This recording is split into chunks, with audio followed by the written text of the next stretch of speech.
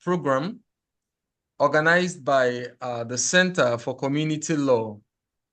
Today, we're going to be looking at an important but yet interesting topic titled Balancing Economic Opportunities and Environmental Sustainability, Deep Seabed Resources Exploitation by West African Countries. Today, we have our special speaker, Mr. Musa Animashaun. He'll be taking us through this journey with respect to the benefits and what we have in the deep seabed. I'm going to take our time to talk about the center. The Center for Community and Oceanic Law is a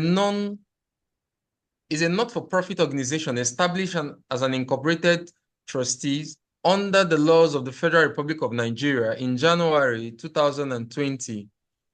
The center is an oceanic and integration literacy NGO. That's not for gain organization, focusing on blue economy and ECOWAS integration. This is additional to our oceanic commitment on education and awareness, which we are partially fulfilling today. The center has an observer status before the International Seabed Authority, ISA, set up under the United Nations Convention on the Law of the Sea. It is also on the Department of Economic and Social Affairs, DESA Civic Society Database, and has applied for consultation status with the Economic and Social Council. It also hopes to soon be admitted into the Blue Economic Group of the Commonwealth of Nations. Its extended international reaches has placed it in the position to advocate for opportunities for West African states, such as we're going to do today, to look at opportunities daring for West African states. We're excited about our ability to bring together professionals, enthusiasts, and key stakeholders in blue economy and ECOWAS integration for engaging and insightful online, offline, and blended events. Our webinars and other events feature experts and key players in our areas of focus and attract a lot of participants. The center also hosts a blog, a journal, and other educational materials in its website, www.cfcomlaw.com. We are delighted to announce that this is our third event on the deep seabed resources live blue water. Our first event was in March 2025, featuring Professor Amos Enabulele, the Executive Director of our center, and Dr. Chileye Wampi of the Commonwealth Secretariat, which took place on the 27th of February 2025. The discussion for that day was on the blue economy, seabed beyond national jurisdiction, from the perspective of the common heritage of mankind and the environment. In April, we hosted Engineer Oliver Ganasakara, the CEO and co-founder of Impossible Metals.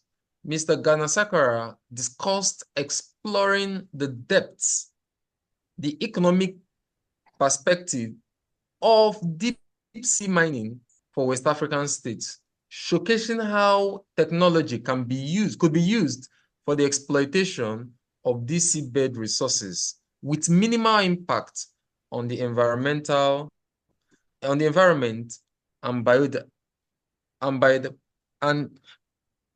biodiversity. Today, we are honored to host Mr. Musa Animashaun to share his perspective on the topic, balancing economic opportunities and environmental sustainability, deep seabed resource exploitation by West African states. Mr. Animashaun is a US-based IOH Category A hydrograph and geomatics specialist. So ladies and gentlemen, join me as I make welcome Mr. Musa to take us through our topic for today. Mr. Musa, we're delighted to have you. The floor is all yours. Thank you very much, Mr. Michael, for the beautiful introduction. And I must say I'm extremely honored to be part of this program. Uh, Briefly, I would just do an extension to the brief introduction of myself that Mr. Michael did. Like he said, I'm a IHO category A hydrographer. Category A is the maximum certification you can get in the field of hydrography. Uh, my background, my bachelor's degree was actually in surveying and geomatics from the University of Lagos. After I graduated, I worked in the Nigerian oil and gas industry. I worked for an hydrographic servicing firm in Victoria Island, where we usually carry out geophysical exploration for oil and gas companies. After which I proceeded to the University of Southern Mississippi for my master's degree in hydrographic science. I was trained alongside the US Marine and some naval guys from other countries. And Upon completion of the program, I earned the Category A certification because the program is also recognized by the International Hydrographic Organization, IHO. Since getting to US, I've participated in, okay, prior to even coming to US in Nigeria, most of the surveys done were in Gulf of Guinea. So me getting to US, I've participated in research courses and even projects in the Gulf of Mexico, which is now regarded as the Gulf of America. US East Coast, I've done some offshore wind projects, and I've also participated in courses in the North Atlantic on NOAA vessels like the Neil Armstrong. Uh, so let's dive into today's topic. So my agenda for the topic actually is as seen on the screen. I'm going to be talking about why seabed resources matter, and I'm going to look at the global context and what's at stake for West African states. We're also going to look at the environmental considerations, the institutional and technical gaps in ECOWAS. We're going to draw insights or lessons from global good practice. We're also going to talk about the path forward for the region and the role of the youth and academia, and then I'll be concluding as well. So why does the seabed resources, why did it matter? So like to understand why the seabed economy is like gaining attention globally, and why West Africa cannot afford to be left behind, we must first like kind of appreciate the strategic importance of what lies beneath the water, the ocean. Uh, like as the world is going on like undergoing a massive shift to renewable energy, countries are considering wind energy, which is like European countries, even the US, solar, electric vehicles, and so on. All of these technologies, they require certain minerals, very critical minerals that they term the rare earth minerals. And these minerals can include cobalt, nickel, manganese. It can be used to produce batteries for electric vehicles, for even our mobile phones. They have certain components that are made from these rare earth elements. So these are some of the critical minerals, and these minerals can be found in large quantity on the deep ocean, the deep sea floor. So, but uh, we're also like looking at the rising global interest in deep sea mining as well. Like ISA has already that ISA means the International Seabed Authority actually. So it has already issued over 30 exploration licenses to states and corporations, like those states that have actually strived to get exploration licenses. Many of these European nations, Asian nations like China, Japan, Korea, although even the US is not part of, it's not party to UNCLOS, but I'm pretty sure by the time if they should sign the treaty, they would start off on a good note because they already have the capacity, which we'll discuss later. Uh, uh, the Africa's offshore geological potential as well. Like the Gulf of Guinea, uh, it's known to have like to be geologically promising. Um, Even some studies have suggested that like it can process polymetallic noodles, sulfide, which all these hydrothermal vents and so on like that. Sorry. So many of these resources are there, but we have limited knowledge of their extent, their actual location, and all of those things because we have only put little effort into mapping, effective mapping of these areas. Uh, Seabed resources also matter because they create opportunity for countries to diversify their economies and drive innovation because uh, participating in this deep sea mining operations can bring about high-tech jobs for the youth, can generate revenue for the country, can lead to spin-off in even research, education, and environmental monitoring. But even as promising as these opportunities are, like they also come with certain considerations like environmental consideration, legal considerations, governance responsibilities, and so on like that, which we have to also discuss. Uh, this map is a very popular map if you're into deep sea mining. It's gotten from the ISA website, so uh, it shows the exploration contracts that ISA already granted. So the ISA is the body that which is established by the UNCLOS that to manage the resources in the international seabed area. That is the area beyond national jurisdiction for uh, each party, each state that takes part with that's part of the ISA. So like the ISA actually manages the resources in this area because you want to avoid over exploitation. You want to ensure that the ecosystem is being properly protected.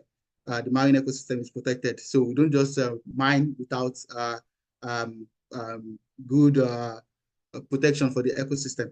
So many contractors, countries have already gained exploration licenses. We see, let me activate my pointer. You see, China has about 5 exploration contracts already. I think China is the leading country. So Germany, Japan, so many countries. There's a zone here called the Clarion-Clipperton zone. It's known to be so rich in polymetallic noodles and it's rare earth elements. So like there is a lot of work going on. Like countries and contractors are already exploring all of these zones. But there's something that strikes. Did you notice any African footprint there? No. That's something striking about this map. So it shows that we need like ECOWAS as a region needs to do a lot of work. So having this global picture in mind, so let's look at how ECOWAS can like assess whether and how to engage responsibly with seabed resource development. So okay, so what's at stake for West Africa, like the ECOWAS region? Uh, I personally I feel it's not just about seabed economy is not just about minerals. It's more of sovereignty, science, and sustainable development, right? Uh, there's we know we have the resource potential. Our easy continental shelf, like ECOWAS coastal state, they control vast economic easy like easy is in terms of maritime boundary. Easy is like from the baseline where the water starts down to 200 nautical miles upstream seaward. That's the exclusive economic zone. And beyond that, depending on geology of the states that we're talking about, it can even lead to extended continental shelf. So ECOWAS countries have this vast continental shelf. Even Nigeria was just the ECS, the extended continental shelf for Nigeria was approved last year because the current administration they filed a claim for it. So there are these resources there, but most of these zones, this ECS, EEZ, they are largely unmapped. They are unexplored. Like even the resources there, they are undervalued. We don't even know the value of the resources we have. It's what we map that we can say, okay, this is what we have. You understand? So also like this, like I mentioned before, there's economic opportunity, infrastructure, like maybe for instance, if you're into mining, like there will be infrastructure for maybe laboratories that the mined ores will process, right? There will be research and development centers and so on like that. So it can also generate high-tech jobs, right? So capacity building and marine science investments. Like, West Africa currently lacks adequate or dedicated marine geoscience institutes. Of course, I know Ghana owns some marine geoscience institutes. Even Nigeria and some of our universities, they have marine science programs, but there's still a lot of work to do. They're lacking a lot of funding and many other things. So we also lack adequate vessels, tools, AUV, ROV, this technology that can be used for seabed mining. So like there's need for investment in STEM education, technical training, right, for the people that are going to work there. And it's even regional, like marine research and collaboration between ECOWAS states. So like I mentioned sovereign control because uh, if foreigners are like being allowed to, okay, of course, we're collaborating with them, but if we're not careful, they can kind of overexploit and take advantage of us. So, like, that's where sovereign control comes in. So, we need to step up our game and ensure we have full control over our resources, right? We need to ensure we map our resources to know what we have, develop competencies, develop like technologies, or even partner and be up to the game and compete globally. So we're going to talk about the environmental considerations, like things we should consider like, in terms of mining. So the deep sea, even though it's distant and untouched, like it's ecosystems, many of like the marine organisms and all that, the ecosystem is not fully known. It's so unknown. Like it's a very deep area. Each time, if you follow, there's this vessel that's the US vessel, EV Nautilus. It's into exploration. Like anytime they go on cruise, you see new organisms, new ecosystem being discovered. So the ecosystems is being unknown. And if we start um, mining, like even species that we don't know that have never been discovered before, we may end up like destroying the habitats, right? Uh, there is also this environmental risk of like uh habitat. I've mentioned habitat destruction, um, plumes that are generated based on you see this mine harvester on the seafloor. This it generates a lot of plumes as it's trying to harvest the noodles. You can see all these black dots that we're seeing on the seafloor. They are noodles. They are the minerals we're talking about. As it affects the minerals, the plumes are being dispersed in the water column. Even after harvesting them, we look at this illustration which I created. When it harvests these noodles, they are sent up to the support vessel and they separate the noodles away from the sediments like mud or any other thing that is there. And those unwanted sediments are returned back to the water column. And these sediments plumes can what? They can travel within the water column to even areas that are far away from where the mining occurs. So they can end up like destroying other habitats, right? So where did I stop? Okay, so I've talked about habitat destruction. So sediment plumes and biodiversity loss as well. Can lose biodiversity ecosystem that took millions of years to probably evolve. They can be damaged, and the damage can be like irreversible.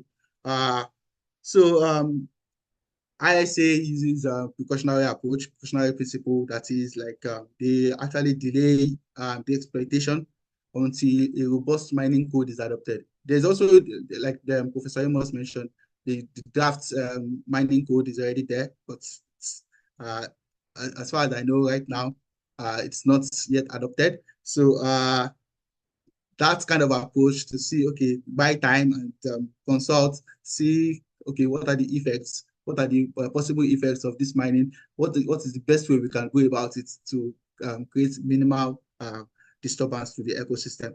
So I'm also going to talk about baseline. Like baseline data is very, very important, which is part of the requirement for ISA as well to even grant exploration licenses. So part of my job as a hydrographer is to partake in mapping of this. Okay, let's say they want to grant exploration contract to a contractor or a country. Hydrographers, marine geologists, and all that. We're supposed to carry out mapping of the apportioned area of the mining area.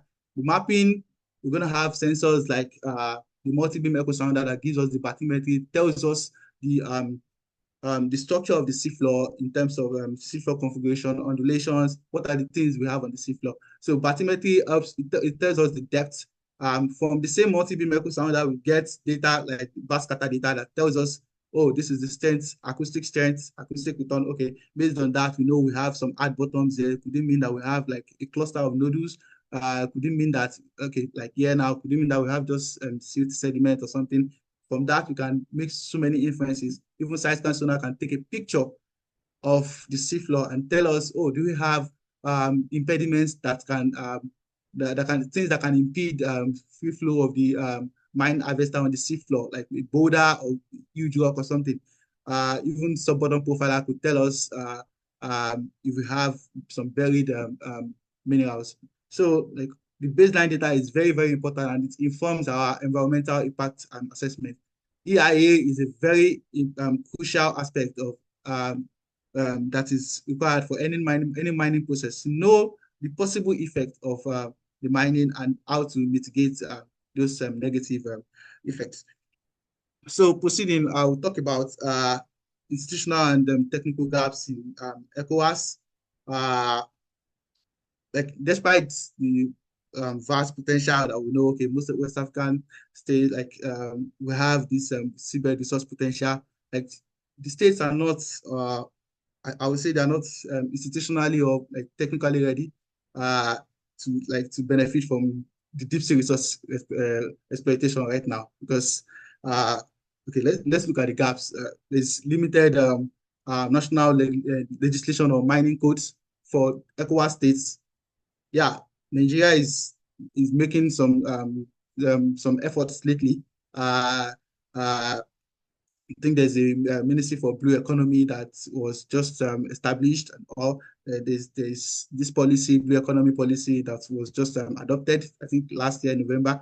Uh, there's still like in terms of regionally and even individual states, there's less work. I believe you, the lawyers in the house, you know more about that. Like there's less legislation, mining codes, and all of those things that helps that guides the process. Because without these mining codes, we risk being vulnerable to if we invite foreign contractors to overexploit. We risk even damaging our environment because even contractors, even the local ones, nothing is guiding them to say, okay, this is how you should do, this is how you should do. So there have to be laws, there have to be mining codes and regulations. So there's limited national legislation. Also, there's insufficient technical infrastructure, like I've mentioned before. We don't have enough mining or research vessels, oceanographic vessels.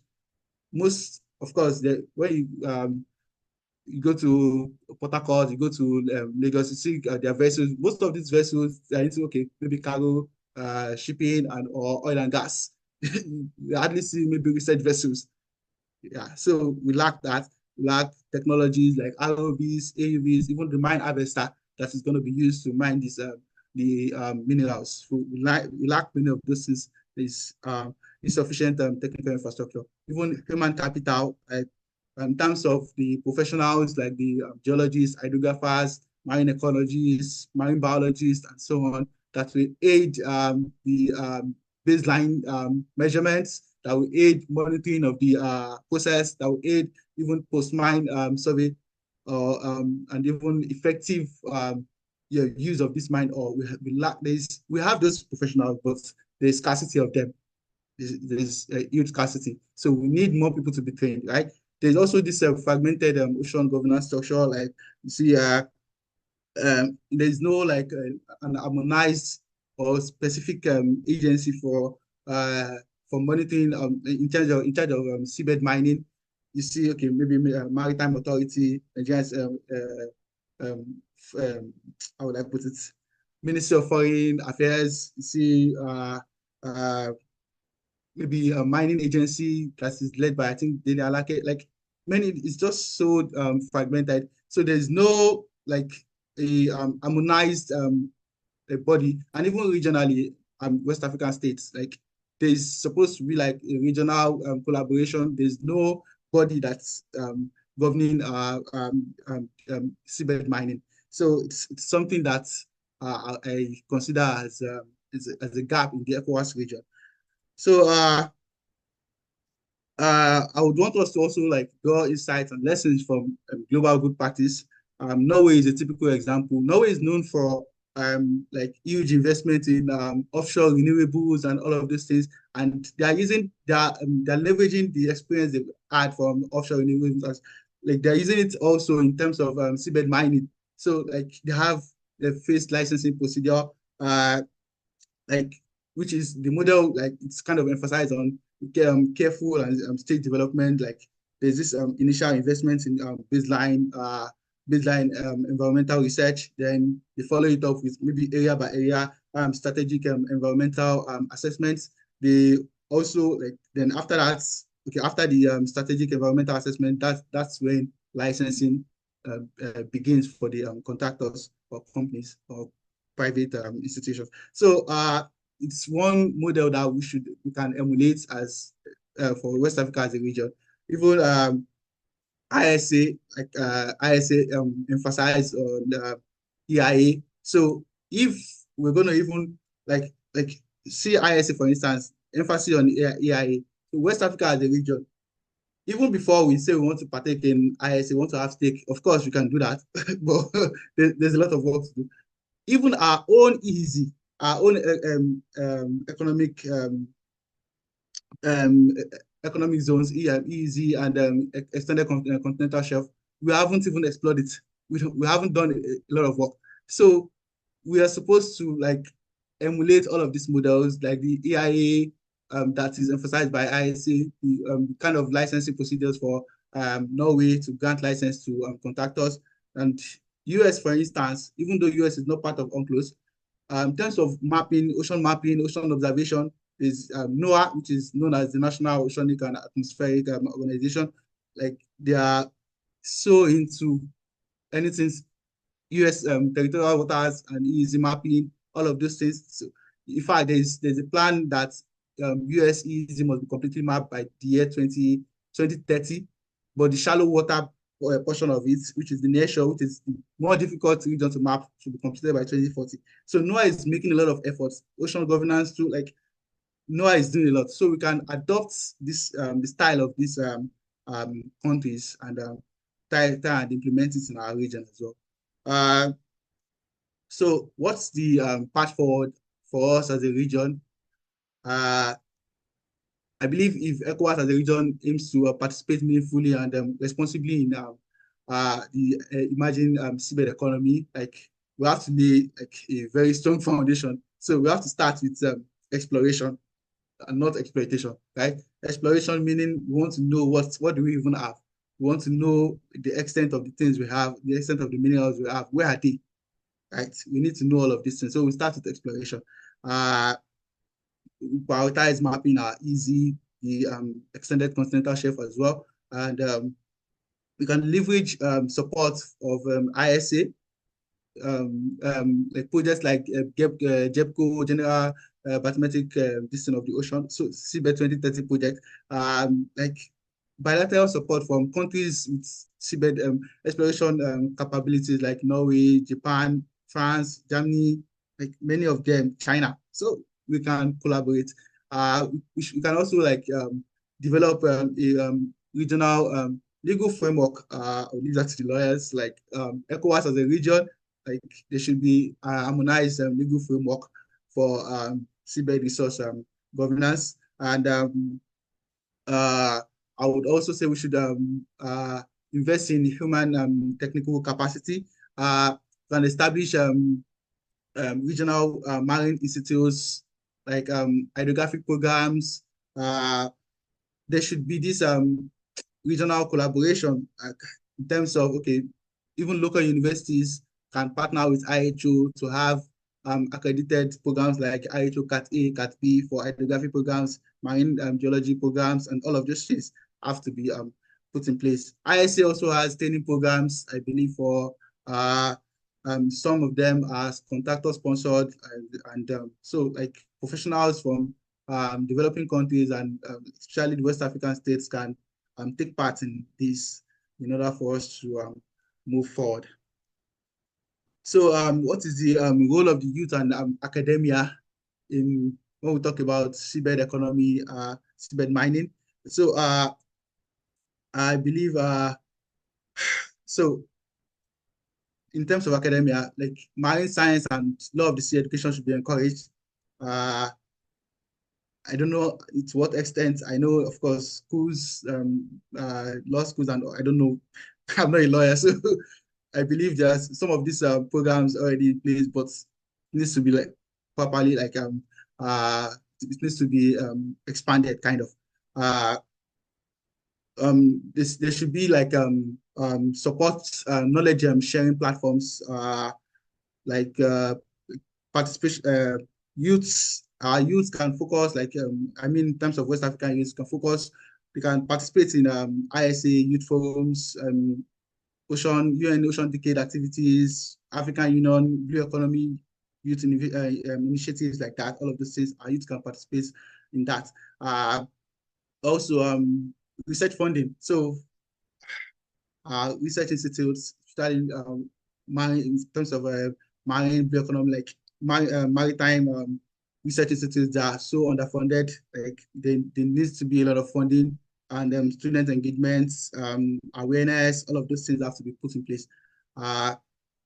So I'll proceed to the next slide, which is conclusion. I would say seabed economy it's an opportunity, like of course not at any cost, and with adequate coordination, knowledge, and responsible governance, West Africa can lead in blue innovation. I hope so, and not just blue extraction, exploitation of minerals. So yeah, I would leave us with the quote that let us act before the tide is set by others for us, so we don't become vulnerable. Yeah, thank you. Thank you so much. Yeah, Thank you, Mr. Musa. We really appreciate that insightful discourse on this topic, pleasure. particularly with respect to the resources of the seabed. Okay, we have